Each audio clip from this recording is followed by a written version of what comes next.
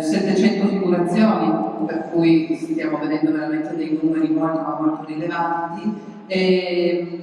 In un periodo, tra l'altro, consentitemi anche un po' particolare, perché siamo a ridosso del Natale, ci sono gli allestimenti, per cui... Diciamo che Udine è stata una delle protagoniste del film.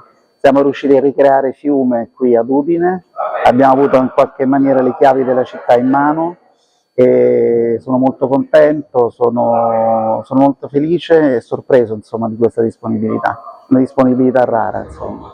È la prima volta che girate un film qui in Giulia? Sì, è la prima volta che giro qui e spero insomma, presto di avere un altro progetto che mi permetta di ritornare qui con voi. Insomma. Avete visto qualche altra località intorno a Udine che vi è piaciuta? Guarda, noi abbiamo fatto dei sopralluoghi a Trieste, a Gorizia e ad Udine, che sono queste le 3 location principali del film, insomma.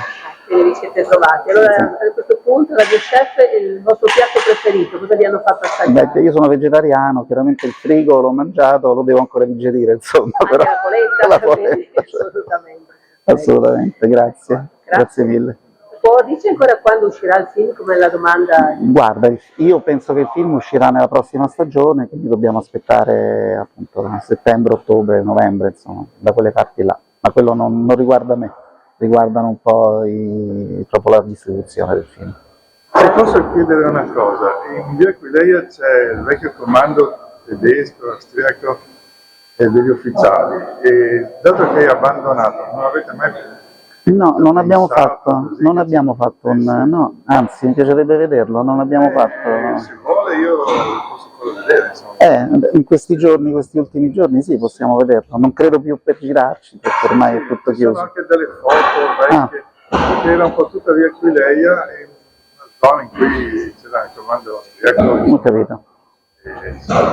Va bene. Foto degli ufficiali, insomma. Grazie. La piazza per me è questo palazzo dove abbiamo già girato il finale del film, è stato allestito con mezzi, comparse, fumo che abbiamo messo noi, che è il fumo proprio del cinema, quindi un set enorme, anche per un film italiano, ma anche in generale per un film. Abbiamo concentrato la produzione, IF ha concentrato le risorse economiche e la bravura del regista, del produttore, dello scenografo, di tutti quanti, insomma. Questa scena era stata bellissima, ho girato di no alle 5 del mattino. Devo dire che il clima è stato anche abbastanza, ovviamente faceva freddo, però questa immagine mi è rimasta impressa perché sembrava veramente di essere nel 1919, ecco. Dovunque gli occhi si posassero non c'era nulla che disturbasse questa atmosfera del tempo andato, per cui questa è la mia immagine. Sicuramente non posso esimermi da un concetto appunto culinario che parlavamo prima, quindi la prima immagine che mi viene il frigo con la polenta è qualcosa di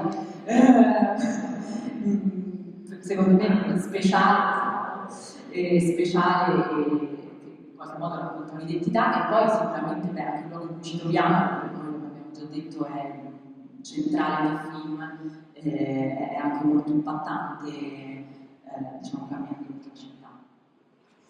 Un po' è stata tutta la parte distributiva e commerciale. Noi credo che saremo pronti col film a primavera, poi andiamo. Ma ad occhio penso che sarà un film che verrà la prossima stagione, quindi settembre-ottobre penso che dovrà. Quindi ne parliamo delle immagini che ci sono rimaste dentro, però c'è una cosa molto importante che è stata proprio la capacità di Federica Lucisano di vedere in questo film qualcosa di diverso e qualcosa che fosse giusto produrre.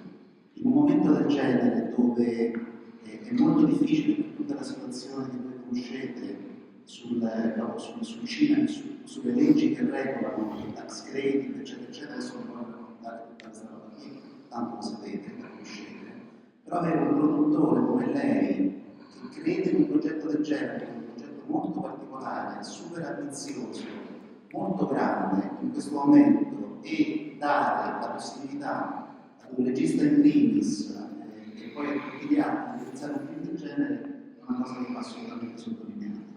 Quindi io ringrazio insomma Federica per questa follia. Grazie. Abbiamo bisogno di mesi, quindi un po' lunga, non posso fare. Ciao.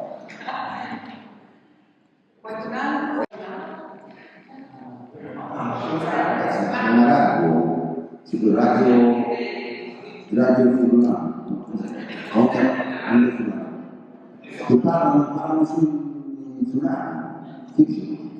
Portoghese,